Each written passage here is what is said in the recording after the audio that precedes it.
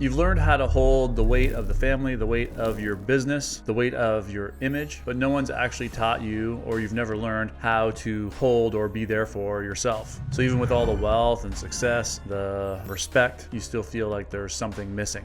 And this is not your weakness, trust me, because you became strong because you had to. Your strength, however, has been built on emotional suppression. And now that same strength has become your prison. In my work with men that are at the top of their game, this pattern shows up again and again. Behind all the strength and control is a quiet fear of collapse. And beneath that fear is a younger part of you that is still waiting to be met, still waiting to let go. And until you go there and learn how to get to the root of everything that you are avoiding, all the power that you have built will still feel like pressure. So what I'm going to do in this episode is a little bit different. I'm actually going to unpack the way I would think about this problem, the way I would work through this program with one of my one-on-one clients. And so essentially, I think this is like probably why, my work is so popular, because especially as men, there is no space for us to go to be vulnerable, to show the things that we are actually holding on to. And in fact, and even sometimes in those spaces, I have to help the men that I work with break through those barriers, because those barriers are the walls that have protected us from the thing that we're avoiding. And so I have to show men sometimes that, hey, it's okay for us to let our guard down. But very rarely we actually get a safe space to do so, because you can't go to your wife, right? Because using my own personal example, if I put all of my problems onto my wife, she would have a panic attack. And this is just to be completely serious. And I also don't want to do that. I don't want to burden my wife with the things that are going on in my mind. I want to be the source of the support and the courage to work through them on my own. And so I think what happens for most men is that because they don't feel like they have this avenue, even with friends and family and parents, because they don't feel like they have this avenue to express their fears, their worries, their concerns, their stress level, the weight of always having to be on, the constant, I guess, especially as an entrepreneur, like the weight of your entire staff is kind of like riding on your decision-making abilities, your ability to control the company and run the company. And so where do you go to talk to somebody about that? You can't go to your friends, right? Because most of them are not in the same position as you. You can't go to your wife because you don't want to put your burdens on to them. And so that's why I think like coaching is so valuable, because it finally gives you a safe space to be like, hey, here's everything that's going on. And the reason the coaching-client relationship works so well is because if I was the coach, I'm looking at this from an unbiased point of view. All I'm going to do is reflect back what I'm hearing. I have no skin in the game. Everybody else in your life has skin in the game in some way, shape, or form. And so because of that, it's very hard to be able to open up and allow yourself to begin to explore what it is that you're actually avoiding. And so as I tune deeper into this whole entire problem, is recognizing that most people don't have the tools to create the awareness around the protections that they have created to avoid feeling emotional pain. So every single thing, every single behavior that is not serving you at its core is an emotion that you don't want to feel. All right. And so if you have the behavior, for example, what is the behavior here? The behavior tuning into the guy that's watching this video, the guy's listening to this podcast, you don't talk about your problems. Okay, good. All right. If you don't talk about your problems, how does that look? Well, you don't open up to anybody. And so then your wife says, you never talk to me.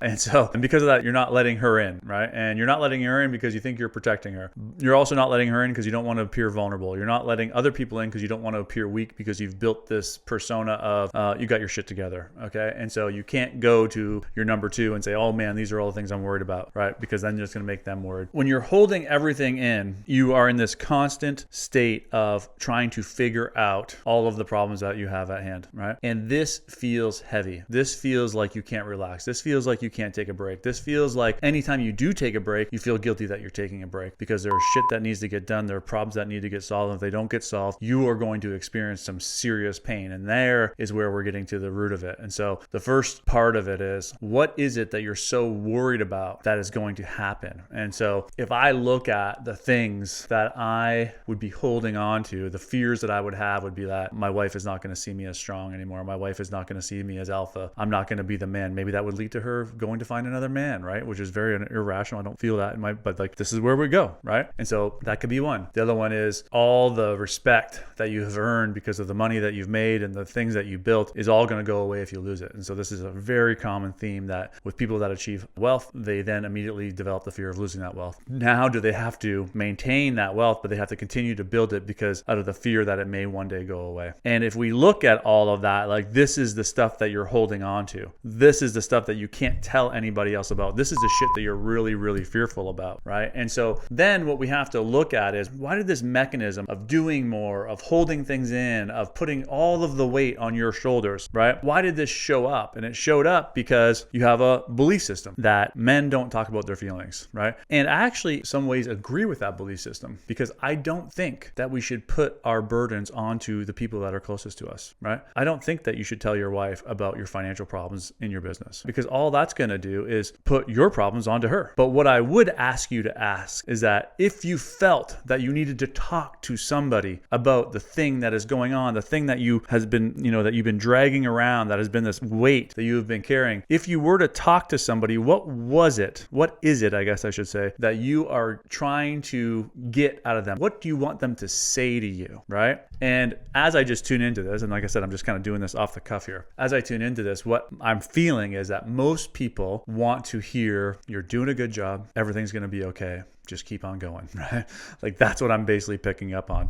And so if you're looking for that, then that means you don't feel like you're doing enough, right? You don't believe that everything is going to be okay. And you have doubt inside of you that you should keep on going or not, right? And so all of that has been the thing that has created your success. Well, how about that? Now, even though the success showed up, those feelings inside of you did not go away. Why not? Because we never actually learned how to process them. So let's just look at one of them, that everything's not going to be okay. Somewhere along the lines in your life, you started believing that if you don't control it all, if you don't bring it all in, if you don't put everything onto your shoulders, you are going to fail. You are going to lose. You are going to experience the pain of poverty, the pain of rejection, whatever that may be. And so then you started controlling everything. You started putting everything on your shoulders. You started losing faith in the people that you thought were supposed to be there for you. And because of that, you turned inward and you took it all on for yourself, right? And so now, not only have you taken on the burdens that you have placed upon yourself, but you've taken on other people's burdens. And that is the heaviness that you don't know how to escape, right? But the good news is that you're listening to this. And so just as we create awareness around all of this, that awareness is the catalyst for real change. All you really have to do is become aware. And the reason you're holding on to these things is because you don't believe it's going to be okay. You don't believe you're enough, right? And if you can begin to identify where these beliefs started in your life, you will begin to create a shift towards you are enough. And everything is going to be okay. A shift towards trusting that it's all going to work out, even though the whole entire world is telling you it's not. But you begin to trust that it's all going to work out. And when you do this, the weight that you're once holding on to will begin to lose its power. So I just gave my client an example of this. It's like when you start doing this work, it's like you're a ship at sea trying to move forward in life, right? And when I think forward, I'm not just talking about wealth and success and all this stuff. I'm talking about like happiness, joy, fulfillment, freedom. You're trying to move forward and you got all of these anchors that are dragging, right? And as soon as you start to clip some of these anchors in the beginning, you usually clip some big ones, the boat starts moving forward. You start feeling this rush of energy. But then as you go deeper, you're going to have to start even clipping all the tiny little anchors, and they're creating drag as well. But this one for you is not a tiny anchor. This one for you is a big anchor. This is the anchor of it's not going to be okay and I'm not good enough. And those moments that you experience that fear, that pain